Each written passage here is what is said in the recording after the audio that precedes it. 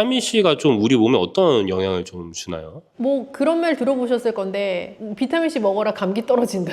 뭐 감기 떨어진다라는 단순하게 표현된 말이지만 사실 비타민 C는 면역력 강화에 굉장히 중요한 영양소죠. 그래서 내 몸의 면역의 바운더리를 딱 지켜나갈 수 있는데 필수적인 영양소이기도 하고 또 스트레스 지수가 높은 분일수록 비타민 C를 좀 충분히 드시게 되면 스트레스를 관리하는 데도 도움이 되죠.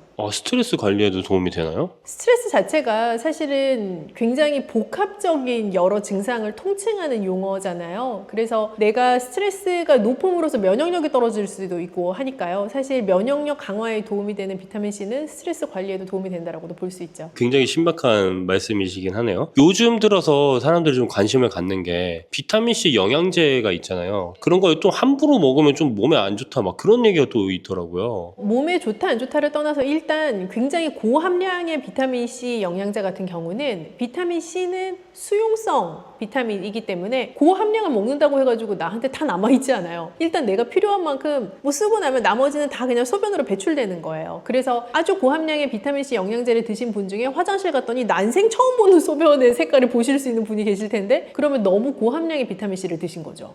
어떻게 보면 그 비타민 C 같은 거는 정제된 거를 같이 하나의 알약으로 하거나 가루로 하는 거잖아요. 비타민 C 하면 떠오르는 과일들이 엄청 많이 있는데 그런 것과 비타민 C 영양제와 과일을 비교했을 때 어떤 걸 먹는 게 좀 더 좋을까요? 둘은 비타민 C라는 공통 키워드를 공유하고 있지만 저의 입장에서는 굉장히 다른 종류죠. 비타민 C 영양제라는 것은 특정 하나의 영양소에 집중해서 그 영양소를 아주 고함량으로 농축적으로 밀어 넣은 저의 입장에서 식품은 아니고요. 그런 제품이라면 비타민 C 함량이 자연적으로 높은 과일류들은 비타민 C뿐만이 아니라 각종 식이섬유 그리고 그 과일의 원래 색깔이 가지고 있는 항산화 성분 등등을 한꺼번에 다 복합적으로 먹을 수 있으면서도 고함량 비타민 C가 줄 수 있는 위험도도 전혀 갖고 있지 않은 오히려 더 안전한 비타민 섭취의 방법인 거죠. 과일 중에서도 비타민 C 함량이 좀 있는 게 다 있잖아요. 어떤 과일들을 먹었을 때 좀 비타민 C를 더 잘 섭취할 수 있을까요? 아마 머릿속에 있는 그런 과일일 텐데요. 사실은 딸기가 비타민 C가 진짜 높고요. 그리고 블루베리도 비타민 C가 많고요. 한라봉, 각종 귤 종류들, 망고 비타민 C 높고요. 뭐 사과도 비타민 C 높긴 하지만 그 중에서 청사과 추천할 만하고요. 청사과가요? 네. 그리고 요즘 또 한참 이제 겨울 되면 많이 드시게 될 유자차를 만드는 유자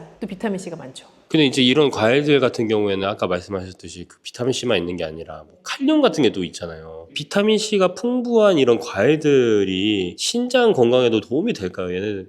비타민 C만 놓고 보면 당연히 신장 질환자에게도 필요한 영양소예요. 사실 필수로 필요한 영양소라고 볼 수 있죠. 항산화 작용을 하는 영양소이기 때문에 우리가 질환에 걸렸을수록 사실 산화작용을 막아줄 수 있는 항산화 성분을 충분히 드시는 건 매우 중요하고 그런 면에서 비타민 C의 함량이 높은 과일류를 섭취하는 건 아주 중요한데요. 다만 칼륨의 함량도 동시에 높기 때문에 너무 많은 과일을 섭취하게 되면 비타민 C라는 영양소도 많이 먹을 수 있지만 반대급부로 칼륨도 동시에 같이 많이 먹게 되는 거예요. 그래서 과일을 세척하실 때 물로 여러 번 세척하시고 그 과일을 잠깐 물에 담궈 놓는다거나 하는 방법으로 칼륨을 수용성 영양소니까 잘 녹여 보낼 수 있는 방법을 택하시는 것도 조금 더 안전하게 과일을 섭취하실 수 있는 방법이죠. 그럼 방금 말씀하신 것처럼 물에 씻기만 해도 칼륨이 좀 많이 없어질 수 있는 거예요? 네, 물에 씻는 것도 없어질 수 있고 물에 담궈 놓으시면 더 많이 없어질 수 있는데 모든 또 나의 행위에는 얻는 것과 잃는 것이 동시에 존재하기 때문에 비타민 C도 물에 오래 담궈 놓으면 같이 없어져요. 그래서 사실은 칼륨도 용해돼서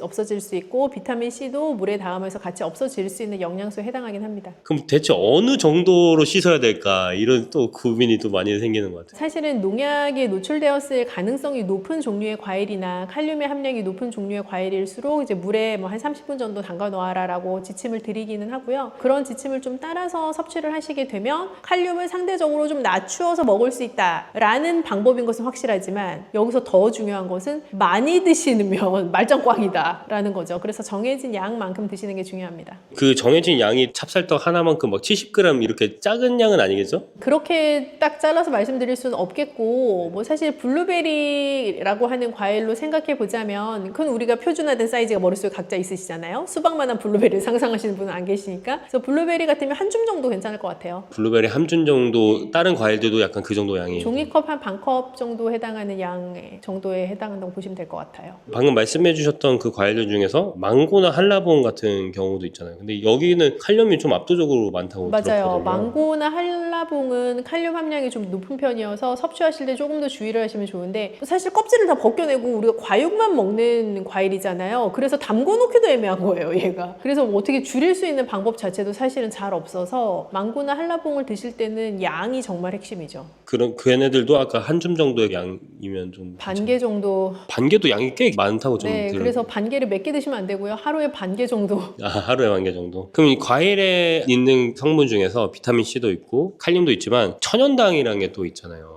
이런 혈당이나 체중 관리하는데 이런 걸 먹으면 또 부담이 될 수 있을 것 같아요. 천연이라는 단어가 붙어있긴 하지만 천연당도 당은 당이에요. 그죠? 그래서 분명히 혈당을 올리게 하는 요소인 거는 맞고요. 다만 우리가 과일을 섭취할 수 있는 여러 방법이 있는데, 극단적인 것부터 얘기하면 뭐 과일 잼, 그리고 과일을 주스로 갈아 먹을 수도 있겠고, 그 과일을 뭐 찹즙기로 내려 먹을 수도 있겠고, 아니면 생 과일을 그냥 먹을 수도 있겠고 등등의 여러 방법으로 과일을 다양하게 섭취하실 수가 있는데요. 통 과일 그 자체를 먹는 게 과일에 있는 천연당도 드시지만 식이섬유도 같이 드시고 항산화 성분도 같이 드시기 때문에 설탕에 당만 먹는 거랑은 전혀 다른 거죠. 그래서 천연당이기는 하지만 과일에 부가적으로 들어가 있는 다른 여러 요소들과 결합이 되면서 당을 올릴 수 있는 그 속도가 현저하게 낮아지죠. 사과나 뭐 블루베리 이런 거 같은 거 껍질째 먹기도 하잖아요. 오히려 그렇게 껍질째 먹는 게 더 좋을 수도 있는 거예요. 그렇죠. 사실은 껍질에 들어가 있는 영양소가 굉장히 밀집적으로 들어가 있기 때문에 뭐 블루베리를 껍질을 까드시는 분은 없지만 사과는 주로 우리가 깎아서 드시잖아요. 근데 잘 세척을 하셔서 껍질째 드실 수 있으면 더 좋아요. 근데 유자나 이런 것들은 껍질째 먹기는 쉽지 않을 것 같아요. 그런 거는 이제 각자 하시는 건데요. 껍질째 못 드시죠. 사실 그런 뭐 유자, 레몬 이런 류의 단단한 시트러스류에 해당하는 거는 껍질을 드시지는 않죠. 제가 듣기로는 과일마다 그 색깔이 다 다르잖아요. 색깔마다 그 주는 효능이나 느낌이 다르다고 했는데 어떤 게 있나요? 과일도 그렇고 채소도 그렇고 고유의 컬러를 가지고 있는 이제 식물성 재료들은 다 그 고유의 컬러마다 정해진 이름들이 있는